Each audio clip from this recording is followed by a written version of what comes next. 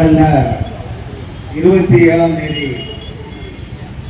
தூத்துக்குடி மாவட்டத்தைச் சேர்ந்த தம்பி கவின்குமார் அவருடைய படுகொலையை கண்டித்து மருதநாட்டு மக்கள் கட்சி ஒருங்கிணைத்து நடத்துகிற இந்த ஆர்ப்பாட்டத்திற்கு தோழமையோடு வருகின்ற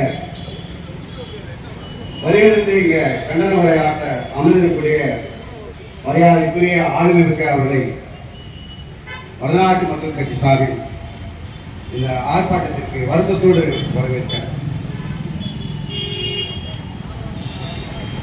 இந்த ஆர்ப்பாட்டத்தை முன்னின்று நெறிப்படுத்தி நடத்தி கொண்டிருக்கக்கூடிய மருதநாட்டு மக்கள் கட்சியினுடைய மாநில செயலாளர் சகோதரர் தோழர் ராஜன் பாபு அவர்களே, தலைவர் மணியமுதன் அவர்களே மற்றும் மருதநாட்டு மக்கள் கட்சியினுடைய நிர்வாகிகள், மேற்கு மாவட்ட செயலாளர் செல்லப்பாண்டியன் அவர்களே, கிழக்கு மாவட்ட செயலாளர் இளையராஜா அவர்களே, புறநகர் மாவட்ட செயலாளர் தம்பி முத்துராஜ் அவர்களே, ஒன்றிய செயலாளர் தினேஷ் அவர்களே,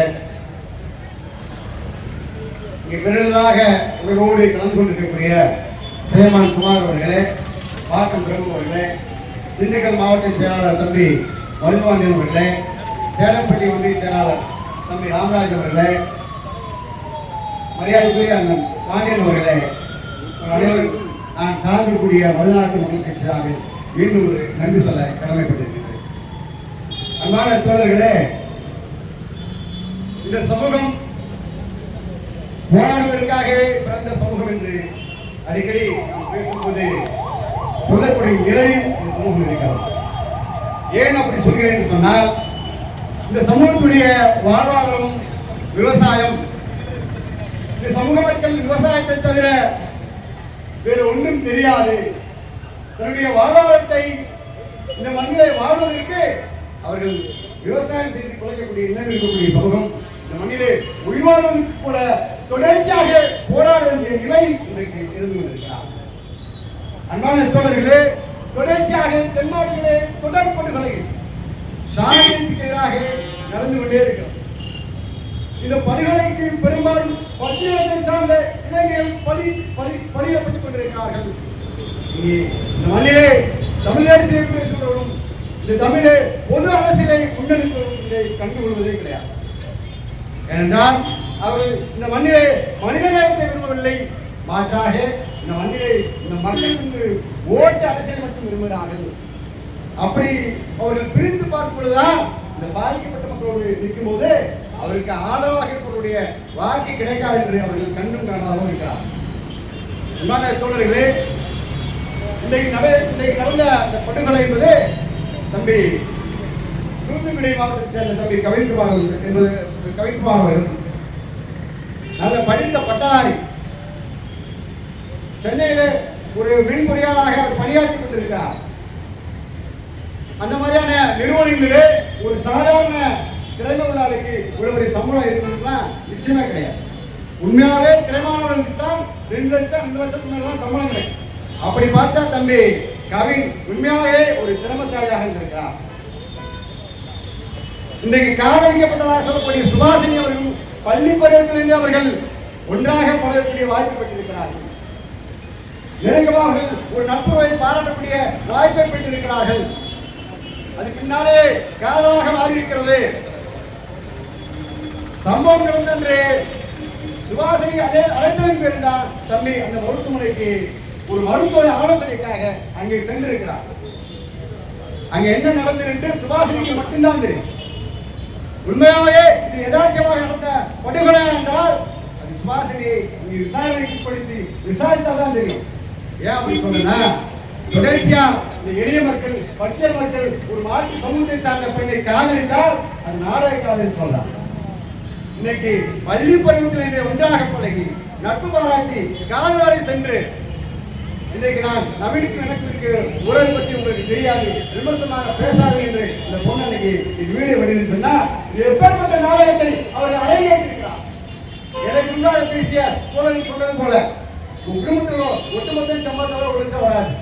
மரியாதைக்குரிய தம்பி சம்பளத்துக்கு பணம் 2 லட்சம் ஆகுது. அதற்காக நீங்க நாடகங்களை அரங்கேற்றிக்கலாம் கூட எங்களால் சந்தேகிக்க தோணும். ஏன் அப்படி சொல்றேன்னா, இந்த நேரத்துல விடுமுறை சங்கரையும் கௌசல்யாவும் இடைப்பட்ட கடமைப்பட்டிருக்க. ஏன் அப்படி சொல்றேன்னா, தன்னுடைய ஆலோசனைக்கு தன்னுடைய காதலனை படுகொலை செய்த பெற்றோருக்கு தண்டனை வாங்கி தர வேண்டும் என்று தொடர்ச்சியாக இன்னவருக்கும் தலைவருக்கு போராட்டத்தை நடந்திருக்கும் கௌசல்யா. ஆனால் இந்த காதல் சுபாஷின் உண்மையாகவே இந்த தம்பியை காதலித்திருந்தா அவருக்கு அது பிரேதத்தை நடத்தம் பண்ணல. தன்னுடைய தாயின் தந்தையை காப்பாற்றுவதற்காக நடத்தப்பட்டுதான் காதல் என்று எவ்வளவு ஒரு நாடகத்தை அவர் இங்கே அரங்கேற்று சொன்னார். காதலை கொச்சப்படுத்துவதாக சுபாஷினி அவர்கள் கலந்து கொண்டிருக்கிறார்கள். நான் சுட்டிக்காட்ட கடமைப்பட்டிருக்கேன். அன்பான தோழர்களே, தொடர்ச்சியாக தென்னாட்டிலே ஆணவ படுகொலை நடந்து கொண்டிருக்கிறது. தம்பி விடுதலை சங்கர் படுகொலைக்கும் இதற்கு பெரிய வித்தியாசம் இல்லை.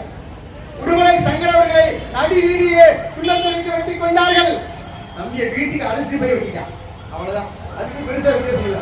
வீட்டுக்கு அழைச்சிட்டு போய் விழாவுடைய கண்ணினை தூவி வெட்டுமளவிற்கு சாதி வரி அதை சுசித்த இளைஞருக்கு இருக்குன்னு சொன்னா தென்னாவட்டத்துல இருக்கக்கூடிய காவல்துறை என்ன பண்ணிட்டு இருக்காங்க?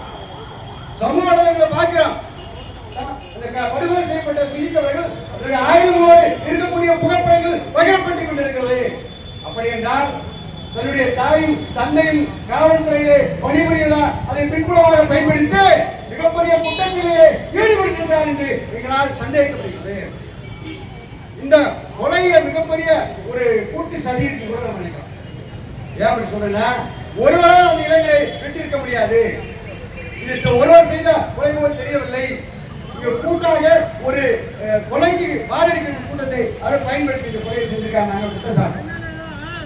இந்த கொலை படுகொலை தொடர்ச்சியாக நடப்பதற்கு சிறு சிறு குழுக்களாக இருக்கக்கூடிய சாதி சங்கங்களும் சாதி அமைப்புகள் தான் காரணம் என்று நாங்கள் மருதாட்டு மக்கள் கட்சி ஒரு குற்றமாக வைக்கிறோம். என்று சொன்னா இங்க சாதி சங்கங்கள் வச்சு நடத்துறேன். பொருளாதாரத்தில் பெரிய லெவல்ல இருக்கக்கூடியவங்க ஒரு சாதி சங்கத்தை வச்சுக்கிறாங்க. தன்னை ஆண்டவர்கள் என்று சொல்கிறார்கள். குடிப்பெருமையை பேசுகிறார்கள். அவர்கள் குடிப்பெருமையை பேசினால்தான் இளைஞர்களோடு அடியடியாய் திருவாள் என்று இதை தொடர்ச்சியாக பேசினார். அவனை ஊக்குவிக்கிறான். படுகொலைக்கு ஆதரவாக இருக்கிறான். இப்போதான் இந்த ஆவணங்களை தடுக்க முடியாமல் இங்கே நாம் நிற்க வேண்டும். இன்னும் மேலும் சொல்ல சொன்னா, ஒரு தனியார் தொலைக்காட்சியில பல லட்சம் பேர் பார்க்கக்கூடிய ஒரு தொலைக்காட்சிகள்ல நான் காதல் செய்தா மாட்டு பொண்ணை காதல் செய்தா நான் வெட்டுவேன் என்று பகிரங்கமாக ஒருத்தர் பேச முடியும் சொன்னார். தமிழ்நாட்டில் சட்ட ஒழுங்கு எந்த நிலைமை இருக்கு என்று எண்ணி பார்க்கிறேன்.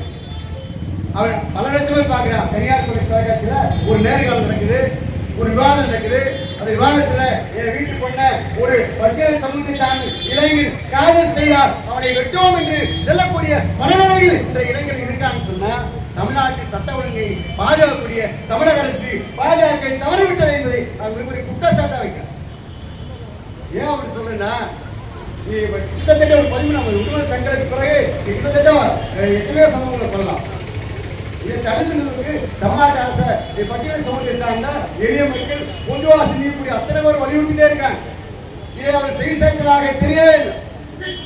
அன்பான தோழர்களே, இந்த படுகொலையை தடுத்து நிறுத்த வேண்டும் சொன்னார். இந்த மக்கள் வெகுஜன மக்கள் இதை கண்டுணர்ந்து புரியவர்.